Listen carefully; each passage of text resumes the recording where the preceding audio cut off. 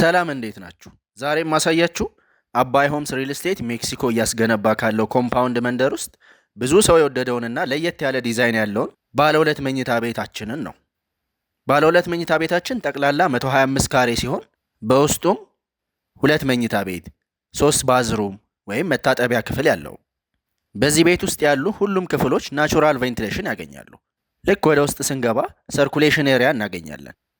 በዚህ ኤሪያ ላይ ከውጭ ልክ እንደገባን የያዝናቸው እቃዎች ካሉ አስቀምጠን ከዚሁ ጎን ገስት ባዝሩም ስላለው እዚያ ታጥበን መግባት እንችላለን። እዚሁ ጋር የሰራተኛ ክፍል፣ መኝታ ክፍል እናገኛለን። በመቀጠል ወደ ኪችን እንሄዳለን። ኪችናችን ሰፋ ያለና ናቹራል ቬንቲሌሽን እንዲያገኝ ተደርጎ የተሰራ ነው።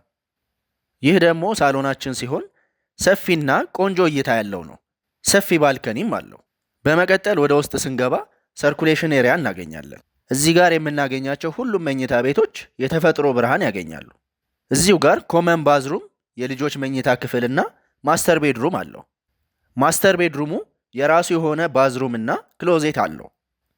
እንዲሁም ሰፊ ባልከኒ አለው። እዚህ ቤት ውስጥ ሁሉም ክፍሎች ብርሃን ያገኛሉ። እናም እነዚህ ቤቶችን አባይ ሆምስ ሪል ስቴት እንሆ ይላል። ለበለጠ መረጃ ይደውሉልን።